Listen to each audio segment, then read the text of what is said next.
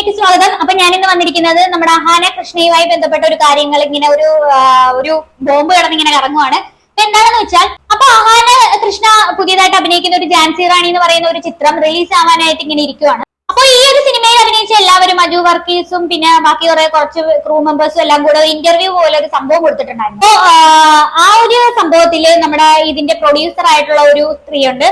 അവരെന്ന് പറയുന്നത് അവരുടെ ഹസ്ബൻഡ് ആയിരുന്നു ആദ്യം ഈ സിനിമ പ്രൊഡ്യൂസ് ചെയ്തതും ഡയറക്ട് ചെയ്തതും. പക്ഷെ ഇടയ്ക്ക് എന്തോ ഒരു ആക്സിഡന്റിൽ എന്തോ പുള്ളിക്കാരൻ മരണപ്പെട്ടു. അതിനുശേഷം ഇതിന്റെ പോസ്റ്റ് പ്രൊഡക്ഷൻ വർക്കൊക്കെ പുള്ളിക്കാരിയാണ് ഹാൻഡിൽ ചെയ്തത്. പുള്ളിക്കാരി വന്നിട്ട് അഹാനക്കെതിരെ കുറെ അലിഗേഷൻസ് പറയുന്നുണ്ട്. ആ ഒരു വീഡിയോ നമ്മൾ നേരത്തെ ചെയ്തതാണ്. കാര്യം പ്രൊമോഷൻ ചെയ്യുന്നില്ല, ആ ഒരു സിനിമയുടെ പ്രൊമോഷന് വേണ്ടിയിട്ട് സഹകരിക്കുന്നില്ല എന്നൊക്കെ പറഞ്ഞിട്ട് ഒരുപാട് കാര്യങ്ങളൊക്കെ പുള്ളിക്കാരി പറഞ്ഞതിനെ കുറിച്ച് നമ്മൾ വീഡിയോ ചെയ്തതാണ്. ഒരു തരത്തിലുള്ള പ്രൊമോഷന് വേണ്ടിയിട്ടാണെങ്കിലും അല്ലാതെ ഒരു തരത്തിലുള്ള ഒരു സഹകരണം പുള്ളിക്കാരിൽ നിന്ന് ലഭിച്ചിട്ടില്ല എന്നൊക്കെ പറഞ്ഞിട്ട് പുള്ളിക്കാരി രംഗത്ത് വന്നായിരുന്നു. ആ ഒരു ഇതിൽ മാത്രമല്ല, അല്ലാതെ ഒരുപാട് ഇന്റർവ്യൂസിലും ഇവർ ഈ ഒരു സാധനം പറയുന്നുണ്ട്. അങ്ങനെയാണ് അഹാന ഇൻസ്റ്റാഗ്രാമിൽ ഒരു വലിയ പോസ്റ്റ് ഇട്ടിട്ടുണ്ടായിരുന്നു. ഏകദേശം 9 പേജുള്ള ഒരു പോസ്റ്റ് ആയിരുന്നു. എന്താണ് ഇവരുടെ ഇടയിൽ നടന്നത് എന്നുള്ള, അതായത് ഈ ഒരു സിനിമ പ്രൊഡ്യൂസ് ചെയ്തത് വർക്ക് ചെയ്തതൊക്കെ ഇവരുടെ ഹസ്ബൻഡാണ്. അപ്പൊ ഹസ്ബൻഡ് മരിച്ചുപോയി. അപ്പൊ എന്തായാലും അദ്ദേഹത്തിന് വന്നിരുന്ന എന്താ കാര്യം എന്നൊന്നും പറയാൻ പറ്റത്തില്ല. അഹാനയുടെ വശം മാത്രമേ നമുക്കിപ്പോ കേൾക്കാൻ പറ്റൂ. എന്തായാലും അഹാനയ്ക്ക് ഇതിനകത്ത് എന്താണ് പറയാനുള്ളത്, എന്താണ് ഇപ്പോഴത്തെ പ്രൊഡ്യൂസറായ സ്ത്രീ അഹാനയെ പറ്റി പറഞ്ഞത് എന്നൊക്കെ നമുക്കൊന്ന് കാണാം. ശരിക്കും പറഞ്ഞാൽ ഒരു ചുരുക്കി ഒരു വീഡിയോ ചെയ്യാനാണ് എനിക്ക് താല്പര്യം. 1.5 മണിക്കൂറിൽ ഉള്ള ഒരു വലിയൊരു വീഡിയോ ആയിട്ട് ഞാൻ പറയുന്നില്ല. എല്ലാ പ്രധാനപ്പെട്ട ഭാഗങ്ങളും മാത്രമാണ് ഞാൻ ഇതിനകത്ത് ഇൻക്ലൂഡ് ചെയ്യുന്നത്. സോ അപ്പൊ നമുക്ക് വീഡിയോയിലോട്ട് പോവാം. റാണി എന്ന സിനിമ റിലീസ് ആവുമ്പോൾ അതിന്റെ പ്രൊമോഷൻ വരണം എന്നുള്ള എഗ്രിമെന്റ് ഒന്നും അഹാനായിട്ട് ഉണ്ടായിരുന്നില്ലേ എന്നുള്ള കാര്യം ഞാൻ ചോദിച്ചു. നോർമലി നമ്മൾ എല്ലാവരും എഗ്രിമെന്റ്സും കാര്യങ്ങളും ചെയ്യുന്നതാണല്ലോ. തീർച്ചയായിട്ടും ഉണ്ടായിരുന്നിരിക്കാൻ. മേ ബി എന്താണ് റീസൺ എന്ന് എക്സാക്ട്ലി എനിക്കും അറിയത്തില്ല. ആഫ്റ്റർ ഓൾ 3 വർഷം കഴിയുമ്പോൾ സ്വാഭാവികമായിട്ടും ഒരു മാനുഷിക പരിഗണന എന്നുള്ളത് കൊണ്ട് തീർച്ചയായിട്ടും അവരതെല്ലാം മറന്ന് സഹകരിക്കേണ്ടതാണ്. എന്തുകൊണ്ട് എനിക്കറിയില്ല. ഇവരുടെ ഈ ഒരു സംസാരത്തിൽ നിന്ന് നമുക്ക് വ്യക്തമാണ് 2020 ഷൂട്ടിംഗ് സ്റ്റാർട്ട് ചെയ്ത ഒരു സിനിമയാണ്. അപ്പൊ തന്നെ നിങ്ങൾക്ക് മനസ്സിലാക്കാം ഇത്രയും സമയം കഴിഞ്ഞാണ് ഈ ഒരു സിനിമ റിലീസിന് പോകുന്നത്. ശരിക്കും 3 വർഷം മുമ്പ് ഇവർ തമ്മിൽ എന്തൊക്കെ ഇഷ്യൂ ആയിട്ടുണ്ട് എന്നുള്ള ഒരു കാര്യം ഇവരുടെ ഈ സംസാരത്തിൽ നിന്ന് തന്നെ വ്യക്തമാണ്. അതാണ് പറയുന്നത് മാനുഷിക പരിഗണന വെച്ച് പങ്കെടുക്കാം എന്ന്. ബാക്കിയോട് കേൾക്കാം. റിലീസിന് തയ്യാറെടുക്കുമ്പോൾ എന്തൊക്കെ പ്രതിസന്ധികളാണ് നേരിട്ടുകൊണ്ടിരിക്കുന്നത്? ഒരുപാടുണ്ട്. പക്ഷെ അതിപ്പോൾ പുറത്ത് പറയുക എന്ന് പറഞ്ഞു കഴിഞ്ഞാൽ ഇച്ചിരി ബുദ്ധിമുട്ടുള്ള കാര്യങ്ങൾ തന്നെയാണ്. അപ്പോൾ ബെറ്റർ ഞാൻ ഇപ്പോൾ അത് സൈലൻ്റ് ആയിട്ട് ഇരിക്കുന്നത് തന്നെയാണ്. കാരണം മേജർ ഒരു പ്രധാന ക്യാരക്ടർ തന്നെ നമ്മൾക്ക് പ്രൊമോഷനാണെങ്കിലും മാർക്കറ്റിങ്ങിനാണെങ്കിലും എല്ലാം കമ്പാരിറ്റീവ്ലി സഹകരണം ഇല്ലാതെ നിൽക്കുമ്പോൾ നിങ്ങൾക്ക് ഊഹിക്കാം കുറേ സ്ട്രഗിൾസ് അതിൻ്റെ നമ്മൾ ഫേസ് ചെയ്യുന്നുണ്ട്. അപ്പോൾ അഹാനയെ മാം ഇങ്ങനെ വരണം എന്ന് പറഞ്ഞ് വിളിച്ചിരുന്നോ? പ്രൊമോഷൻസിന് വരണം, പങ്കെടുക്കണം എന്നൊക്കെ പറഞ്ഞ് വിളിച്ചിരുന്നോ? ഞാൻ വിളിച്ചിരുന്നു, PRO വിളിച്ചിരുന്നു, നമ്മളെല്ലാവരും കോൺടാക്ട് ചെയ്തതാണ്. ഇപ്പം ഈ അടുത്ത് ഞാൻ അഹാനയെ കോൺടാക്ട് ചെയ്തിട്ടില്ല. ഞാനൊരു 1 ഇയർ ബാക്ക് നമ്മുടെ സോങ് റിലീസ് ചെയ്യുന്ന സമയത്തും അതിൻ്റെ മുമ്പായിട്ടും അതിന് ശേഷവും കറക്റ്റായിട്ട് നോക്കണമെന്നുണ്ടെങ്കിൽ ചെക്ക് ചെയ്ത് നോക്കേണ്ടവരായിരിക്കും. ബട്ട് ഒരുപാട് കോൺടാക്ട് ചെയ്തതായിരുന്നു നമ്മൾ. ബട്ട് അൺഫോർച്ചുനേറ്റ്ലി പുള്ളിക്കാരത്തി ജോയിൻ ചെയ്തിട്ടില്ല. സിനിമയിലെ ടൈറ്റിൽ റോളുള്ള അഹാനയും ഇതുപോലെ വിട്ടു നിൽക്കുന്നത്, എഗ്രിമെന്റിൽ ഇത്തരത്തിലുള്ള കാര്യങ്ങളൊക്കെ നിർബന്ധമായി പങ്കെടുക്കണം എന്നില്ലേ? അതോ എന്തെങ്കിലും ഫൈനാൻഷ്യൽ സെറ്റിൽമെന്റോ അങ്ങനെ എന്തെങ്കിലുമൊക്കെ മിസ്സിംഗ് ആയിട്ടുണ്ടോ? ഇല്ല, നമ്മൾ ഫൈനാൻഷ്യൽ സെറ്റിൽമെന്റ് എല്ലാം നമ്മുടെ തീർന്നതായിരുന്നു. എഗ്രിമെന്റിലെ സംഭവങ്ങളെല്ലാം ഉള്ളതാണ്. അപ്പോൾ ഞാനിപ്പോ മാനുഷിക പരിഗണനയെ കുറിച്ച് പറയുന്നത് എന്താന്ന് വെച്ച് കഴിഞ്ഞാൽ അഹാനയുടെ ആ ഒരു പേജിനകത്ത് ഒരു പേജ് ഫുള്ള് മാനുഷിക പരിഗണനയെ കുറിച്ചാണ് എഴുതി വെച്ചത്. പേഴ്സണലി നമുക്ക് ഇപ്പോൾ അജുച്ചേട്ടൻ പറഞ്ഞ പോലെ നമ്മൾക്ക് ഉന്തിക്കയറ്റി വലിച്ചു വെച്ച് അത് മുഴച്ച് നിൽക്കണേക്കാളും നല്ലത് ബെറ്റർ എങ്ങനെയോ അങ്ങനെ തന്നെ പോട്ടെ. ഇല്ലാത്ത നഷ്ടം വരുവാണെങ്കിൽ നമ്മളത് സഹിക്കാം. കാരണം നമ്മുടെ മാക്സിമം നമ്മൾ റിക്വസ്റ്റ് ചെയ്തു. ഇതിൻ്റെ കൂടുതൽ എങ്ങനെ റിക്വസ്റ്റ് ചെയ്യാമെന്ന് എനിക്കറിയില്ല. എന്തെങ്കിലും ഉണ്ടെന്നുണ്ടെങ്കിൽ അതിന് അപ്പോളജി ചെയ്യണമെങ്കിൽ അതുവരെയും ചെയ്തിട്ടുള്ളതാണ്. സോ പറഞ്ഞിട്ടില്ല, ലാസ്റ്റ് പറഞ്ഞു നിർത്തി എന്തെങ്കിലും ചെയ്തിട്ടുണ്ടെങ്കിൽ അപ്പോൾ അതിന് അപ്പോളജി വരെ ചെയ്തിട്ടുള്ളതാണ് എന്നൊക്കെയാണ് പറയുന്നത്. ഓൾറെഡി ഏതോ ഒരു കാര്യത്തിൽ സോറി പറഞ്ഞിട്ടുണ്ട് എന്നാണ് ഇവർ പറഞ്ഞു വരുന്നത്. അതെന്തായാലും ക്ലിയർ ആണ്. ഇനി നമുക്ക് നേരെ അഹാനയുടെ പോസ്റ്റിലേക്ക് വരാം. എന്റെ പൊന്നളിയ, ഇതാണ് അഹാനയുടെ പോസ്റ്റ്. ഇത് വായിക്കാൻ പറ്റ പാട്. എന്തായാലും ഇത് ഫുള്ള് ഞാൻ വായിച്ചിട്ടുണ്ട്. ഇത് കുത്തിയിരുന്ന് വായിക്കാൻ എനിക്ക് താല്പര്യമില്ല. ഞാൻ ജസ്റ്റ് ഒന്ന് പറഞ്ഞു തരാം, ചുരുക്കി കാര്യങ്ങൾ പറഞ്ഞു തരാം. എന്താണ് പറഞ്ഞതെന്ന് വെച്ചാൽ പുള്ളിക്കാരി ഇതിനകത്ത് സ്റ്റാർട്ട് ചെയ്യുന്നത് ഇത്രയും നാള് എന്തുകൊണ്ട് മൗനം പാലിച്ചു. അതിന്റെ റീസൺ എന്ന് പറയുന്നത് പല കാര്യങ്ങളും പറഞ്ഞു തുടങ്ങി കഴിഞ്ഞാല് ഇപ്പൊ എന്താ സംഭവം എന്ന് വെച്ചാൽ ഈ പറയുന്ന ഡയറക്ടർ ആയിട്ടുള്ള മനു, പുള്ളിക്കാരൻ മരിച്ചുപോയി. അദ്ദേഹത്തെ പറ്റിയും അദ്ദേഹത്തിന്റെ വൈഫായിട്ടുള്ള ഈ പുള്ളിക്കാരത്തെ പറ്റിയും അത്ര സുഖകരമല്ലാത്ത കുറെ കാര്യങ്ങൾ പറയേണ്ടി വരും. അതുകൊണ്ടാണ് പുള്ളിക്കാരത്തി ഇത്രയും നാളും മിണ്ടാതിരുന്നത് എന്ന് പറഞ്ഞിട്ടാണ് ഈ ഒരു കുറിപ്പിന്റെ സ്റ്റാർട്ടിങ് തുടങ്ങുന്നത് തന്നെ. അപ്പൊ അഹാനയ്ക്കെതിരെ ഈ പ്രൊഡ്യൂസർ പറഞ്ഞ അലിഗേഷൻസ് ഒക്കെ നിങ്ങൾ കണ്ടല്ലോ. ഇനി പോസ്റ്റിലേക്ക് വരാം. ഈ ഒരു സിനിമ ഷൂട്ടിംഗ് തുടങ്ങിയത് 2020 ഫെബ്രുവരിയിലാണ്.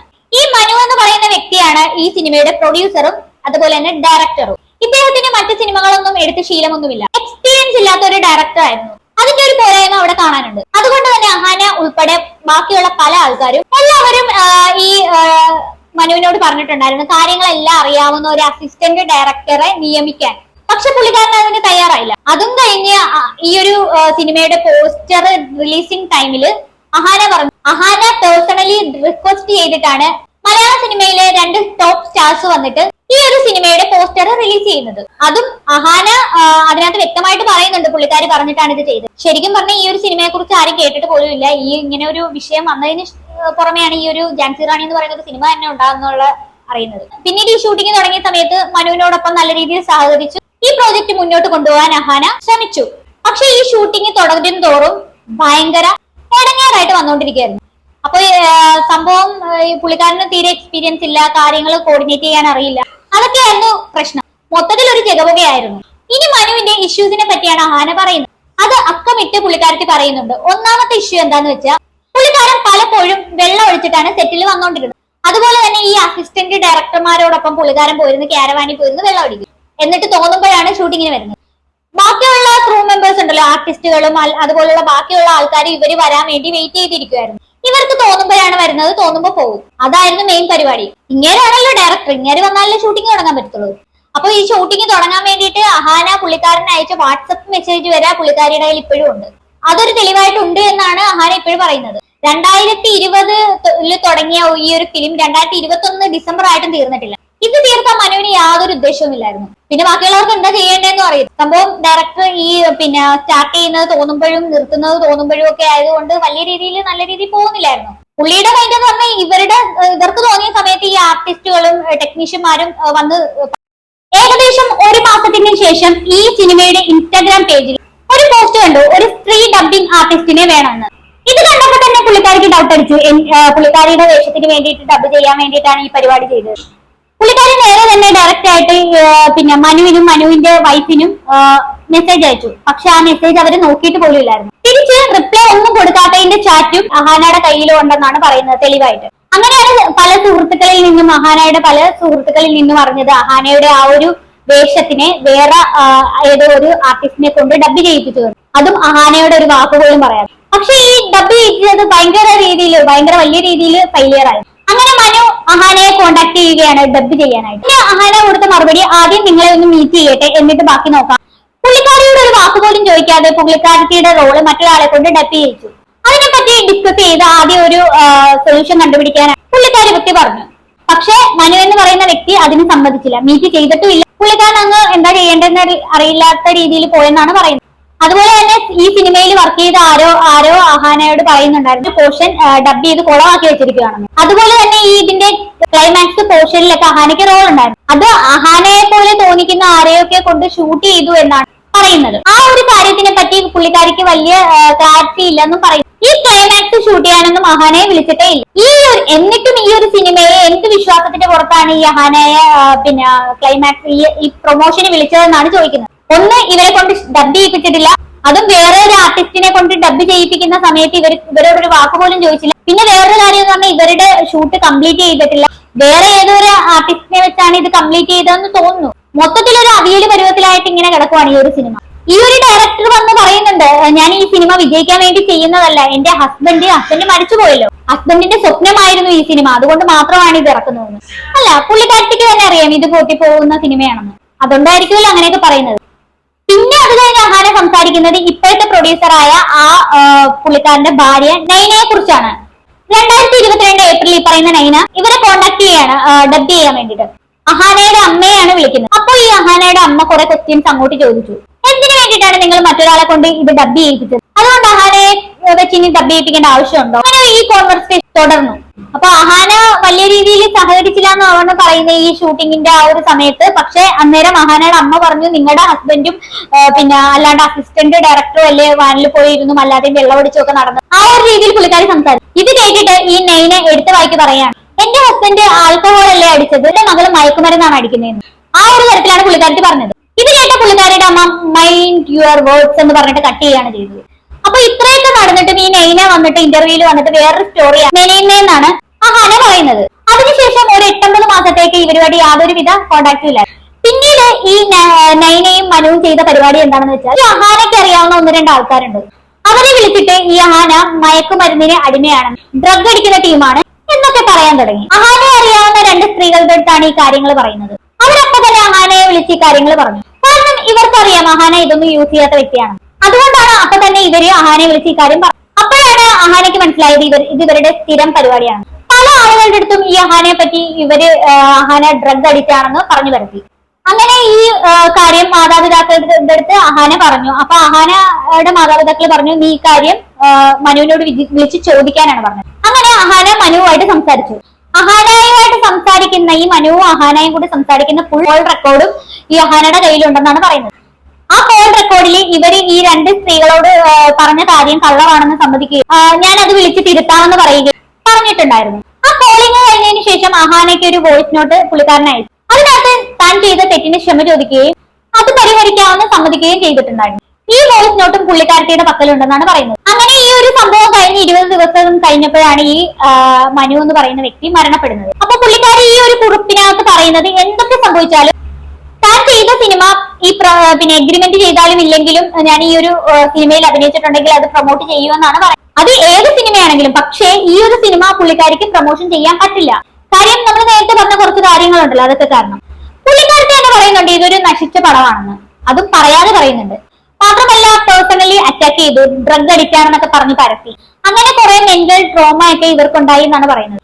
പിന്നെ ഈ കുറിപ്പിൽ പറയുന്ന വേറൊരു കാര്യം, ഈ നൈന ഇന്റർവ്യൂവിൽ ചെന്നിരുന്നത് അഹാനയെ പറ്റി പറഞ്ഞ കാര്യങ്ങൾക്കുള്ള മറുപടിയാണ്. നൈന പറഞ്ഞ നമ്മുടെ ക്വസ്റ്റ്യൻസ് ഒക്കെ ഇന്റർവ്യൂയുടെ ഇതൊക്കെ നമ്മൾ ആദ്യമേ കേട്ടതാണ്.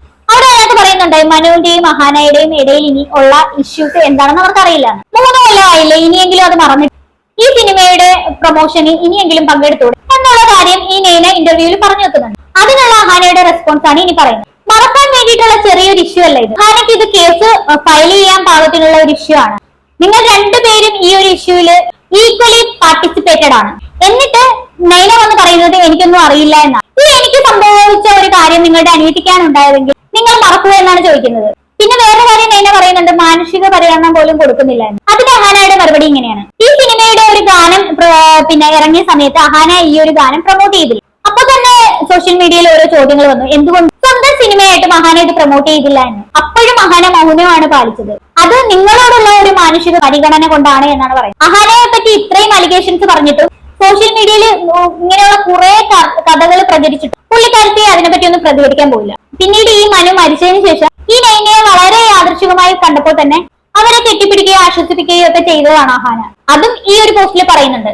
അന്ന് അഹാനയെ കണ്ടുമുട്ടിയ സമയത്തും അഹാനയെ പറ്റി ഉണ്ടാക്കിയ നുണക്കഥകളെ പറ്റി ഒരുപാട് പറഞ്ഞപ്പോ ഈ നൈന ഒരു അക്ഷരം പോലും മിണ്ടാതെ കേട്ട് നിന്നു എന്നാണ് പറയുന്നത്. കാരണം തിരിച്ചു പറയാനൊന്നും ഇല്ലായിരുന്നു. ഇത്രയൊക്കെ നടന്നിട്ടും ഇന്റർവ്യൂസിൽ വന്നിട്ട് ഇങ്ങനെയൊക്കെ അഹാനയെ പറ്റി എങ്ങനെ കഴിഞ്ഞു എന്നാണ് അഹാന ചോദിക്കുന്നത്. നേരത്തെ പുള്ളിക്കാരിയുടെ ഒരു ഇന്റർവ്യൂവിൽ പറയുന്നുണ്ടായിരുന്നല്ലോ, പുള്ളിക്കാരി അതിനകത്ത് പറയുന്നുണ്ട് പ്രമോഷനുമായിട്ട് ബന്ധപ്പെട്ട് അഹാന പങ്കെടുക്കാമെന്ന് പറയുന്ന ഒരു തരത്തിലുള്ള കോൺട്രാക്റ്റിലും അഹാന സൈൻ ചെയ്തിട്ടില്ല. അതുപോലെ തന്നെ ഈ സിനിമയിലെ ഫുൾ എമൗണ്ടും അഹാന കൈപ്പറ്റിയിട്ടുണ്ട്. അതുപോലെ തന്നെ പ്രശ്നങ്ങൾ ഉണ്ടായിട്ടും ഡബിങ്ങിന് വേണ്ടിയിട്ട് പൂർണ്ണ മനസ്സോടെ തന്നെ എന്നിരുന്നു ഇതിനകത്ത് പറയുന്നുണ്ട്.